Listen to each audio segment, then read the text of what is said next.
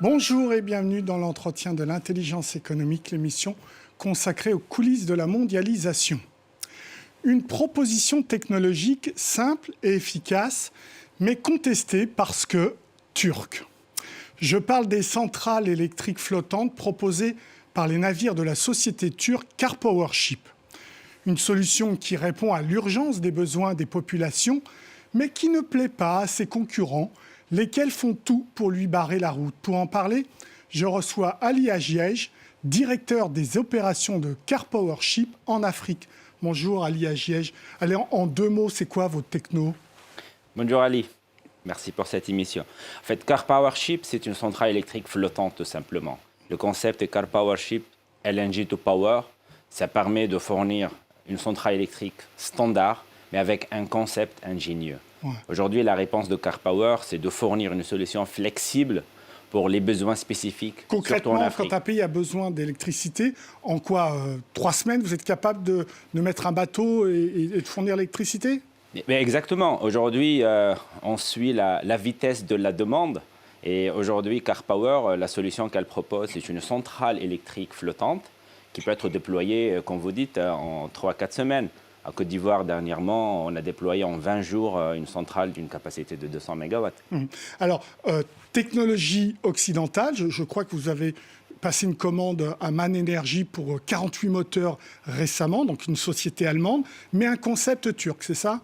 Exactement. Aujourd'hui, contesté, moi je ne comprends pas parce qu'aujourd'hui, la centrale, c'est une technologie standard. C'est une technologie comme toute autre centrale électrique dans le monde, sur Terre ou autre. C'est une centrale thermique conçue à travers des équipements et des technologies européennes, américaines. J'en cite pas le nom, mais aujourd'hui, on n'a pas inventé de la technologie, mais on a inventé un concept ingénieux qui permet aux pays nécessiteux, qui sont dans l'urgence, dans certains cas, ils ont un gap à rattraper, qu'ils ont vraiment une urgence immédiate, à fournir une solution rapide, mais en même temps efficace et durable.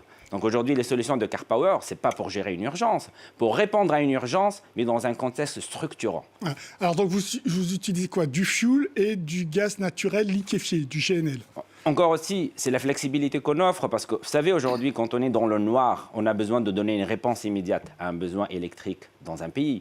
Donc, et malheureusement, ce n'est pas tous les pays qui ont accès à tout type de carburant. Et ça, l'autre flexibilité de Karpower offre pour nos pays hôtes, c'est on répond immédiatement à une production d'électricité nécessaire à travers des solutions dual fuel. Donc, ça permet de fonctionner avec du gaz. Principalement, ce sont des centrales à gaz ou de GNL, donc du gaz liquéfié que sera par la suite transformé en gaz.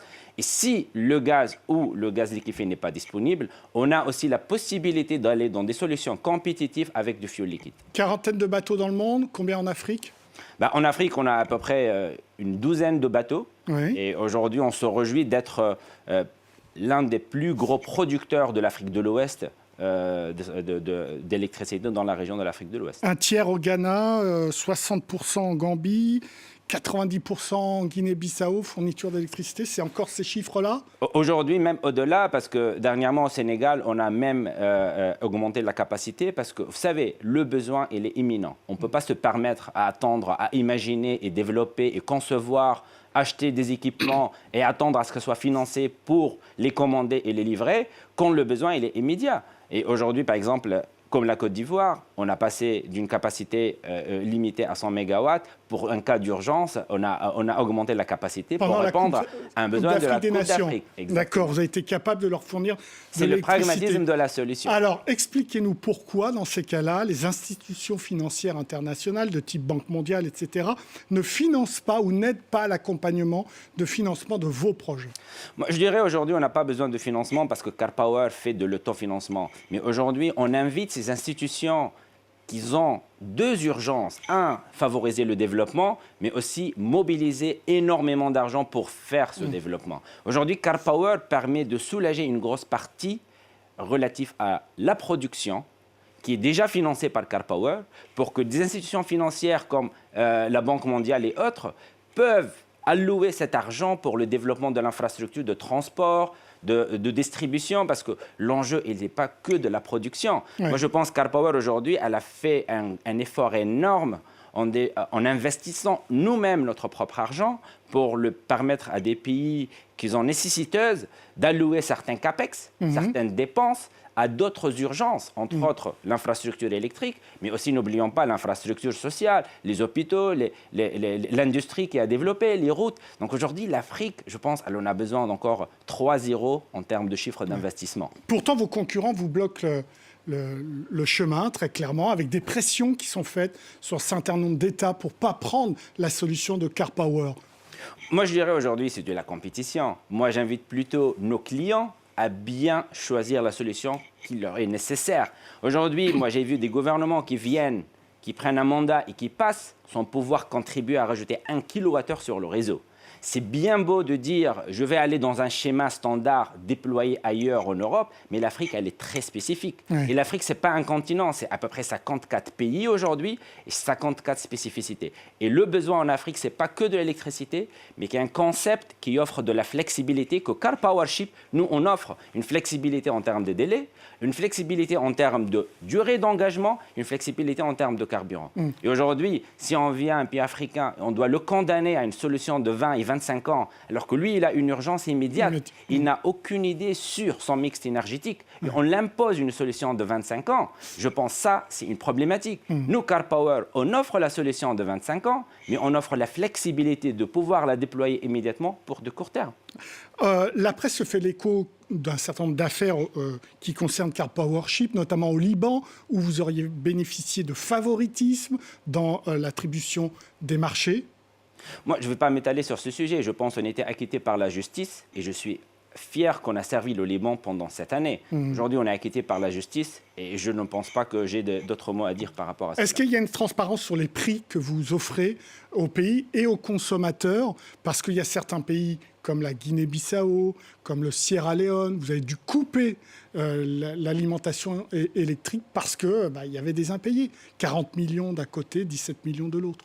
En fait, il y a deux parties de la question. En termes de tarifs, aujourd'hui, je pense qu'on a fait une épreuve parce que rarement qu'on passe, comme vous dites, en gré à gré. Aujourd'hui, on passe par des appels d'offres et on a fait des preuves qui prouvent aujourd'hui, en comparant le Apple to Apple dans les mêmes contextes et les mêmes conditions, qu'on a le tarif le plus compétitif sur le marché. Après, il y a l'erreur de comparer du long terme au court terme, de comparer de la flexibilité dual fuel à une solution juste spécifique standard. Donc, il y a tout ça, mais il est clair que dans des dépouillements très pointus, comme des pays comme la Côte d'Ivoire, comme Sénégal, quand on va au bout de l'évaluation, aujourd'hui, Car Power, elle a fait ses preuves que c'est la solution la plus efficace et surtout incontestablement compétitive. Donc vous avez dû couper l'électricité, mais la remettre au Sierra Leone et en Guinée-Bissau. La deuxième partie de la question par rapport à couper de l'électricité. Vous savez, on est là, et ce n'est pas que Car Power qui repère d'un pays. Donc, il y a le bateau de Car Power, mais il y a le carburant. Et le carburant, Car Power ne le produit pas. Elle doit le payer.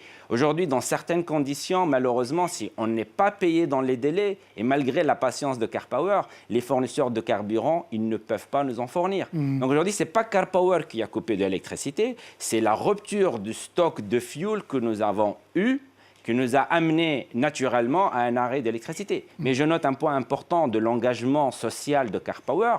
Malgré la rupture de carburant, Car Power n'a pas quitté et les équipes de Car Power n'ont pas quitté le navire. Et on est resté jusqu'à... On a trouvé l'arrangement convenable avec nos partenaires et les gouvernements partenaires pour pouvoir débloquer la situation par un paiement du carburant. Aujourd'hui, ce n'est pas une coupure d'électricité, mais plutôt une rupture de stock de fuel qui est hors la volonté de Car Power. Alors, est-ce qu'on vous met des bâtons dans les roues parce que vous êtes turc ? Ou est-ce qu'on vous met des bâtons dans les roues parce que vous utilisez, ça c'est un peu ce que j'entends du côté des institutions financières internationales, du GNL et du fuel? Écoutez, je pense aujourd'hui, si les gens essayent de faire quoi que ce soit, c'est que nous, on a fait nos preuves. Et s'il y a de la compétition et s'il y a des gens qui veulent nous arrêter parce qu'on a une solution qui a fait ses preuves, une solution pertinente, à la fin, c'est de la compétition ouverte à tout le monde. Oui, mais est-ce que derrière vous, ce n'est pas la crainte de l'influence turque en Afrique?